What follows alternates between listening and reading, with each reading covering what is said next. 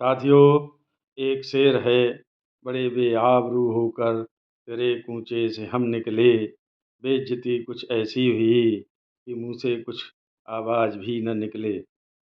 कल 20 दिसंबर को उपभोक्ता वेलफेयर एसोसिएशन के प्रदेश अध्यक्ष द्वारा शासन को राशन विक्रेताओं की विभिन्न समस्याओं को लेकर एक लेटर दिया गया था। उसका संज्ञान लेते हुए खाद्य प्रमुख सचिव द्वारा 1 साढ़े 4 बजे बैठक आहूत की गई, जिस जिसका निमंत्रण उपभोक्ता वेलफेयर एसोसिएशन के प्रदेश अध्यक्ष को भेजा गया। उसके बाद 1 घंटे बाद प्रदेश के 2 अन्य संगठनों सहित 3 संगठनों के नाम से एक पत्र पुनः जारी किया गया, जिसमें कहा गया कि यह सभी प्रदेश अध्यक्ष इस बैठक में प्रतिभाग करें। इन दोनों पत्रों के आने के बाद अपनी अपनी डींगें मारने की होड़ शुरू हो गई। एक संगठन में बैठे 2 चाटुकारों ने बहुत ही भद्दी और अभद्र टिप्पणी की तथा अपने मुखिया का झंडा बुलंद करते हुए लिखा कि हमारे मुखिया लगातार खाद्य प्रमुख सचिव से संपर्क में रहते हैं, इसी कारण यह बैठक बुलाई गई और शाम तक कमीशन बढ़ोतरी की खुशखबरी उत्तर प्रदेश के 80,000 राशन विक्रेताओं की को मिल जाएगी। मैं उनकी टिप्पणियों पर ध्यान नहीं देना चाहता। इससे मुझे कुछ लेना देना भी नहीं है।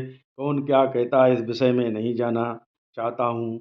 हाँ, शाम को 4:30 बजे जब तीनों संगठनों के लोग बैठक में पहुँचे तो जो झंडा बुलंद किए हुए थे उनके मुखिया ने कमीशन बढ़ोतरी की बात सर्वप्रथम उठाई।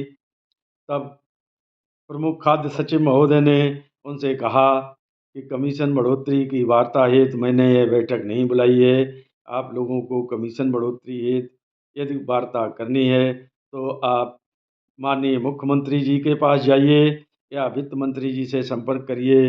वही लोग इस विषय में आपको उत्तर दे सकते हैं। मैं इस विषय में आपकी कोई मदद नहीं कर सकता।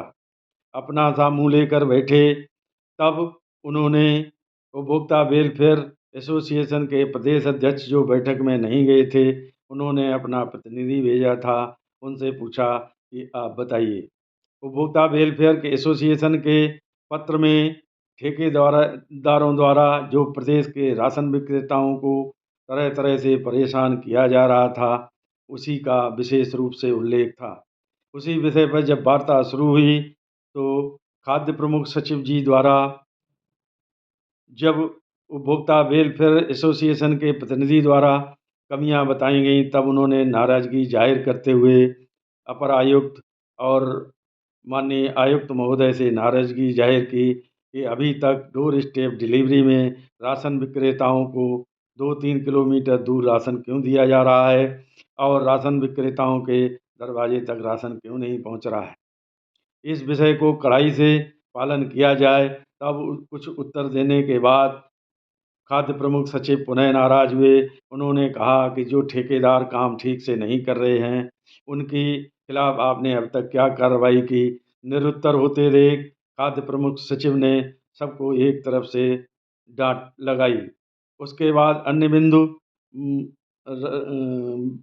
ई पॉस मशीन की कंपनियों द्वारा जो राशन विक्रेताओं से कोई भी कमी आने पर पैसा वसूला जाता है, इस विषय में भी उन्होंने सख्त चेतावनी देते हुए कहा, यदि किसी से कोई पैसा नहीं लिया जाएगा। यदि किसी से कोई पैसा कंपनियों ने वसूल किया है तो उसकी वह रसीद दिखाएं और उसे वापस कराया जाएगा।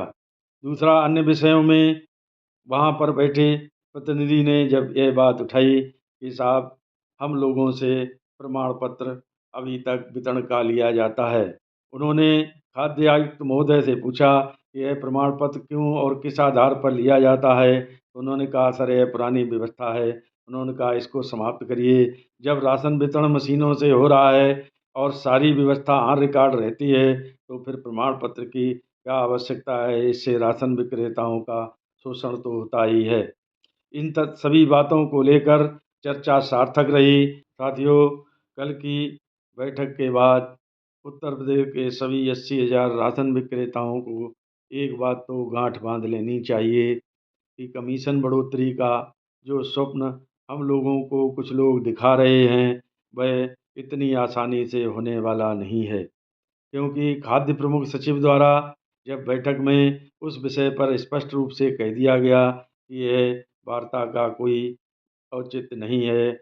इस तरह की वार्ता आप मुख्यमंत्री जी या वित्त मंत्री जी से करिए। साथियों, मैं 5 महीने से लगातार इस बात को कह रहा हूँ कि जब तक उत्तर प्रदेश के राशन विक्रेता वितरण बंद नहीं करेंगे, तब तक शासन हमारी ओर कमीशन बढ़ोतरी ओर कोई भी ध्यान नहीं देगा। यदि अब भी सब लोगों को लगता हो कि वार्ता हेतु कमीशन बढ़ोतरी हो जाएगी, तो वह एक जोर और लगाकर देख लें। जब तक राशन वितरण बंद नहीं होगा, तब तक कमीशन बढ़ोतरी असंभव है। मेरी बात इस किसी को बुरी लगी हो तो क्षमा करें। नमस्कार। जय हिंद। जय भारत।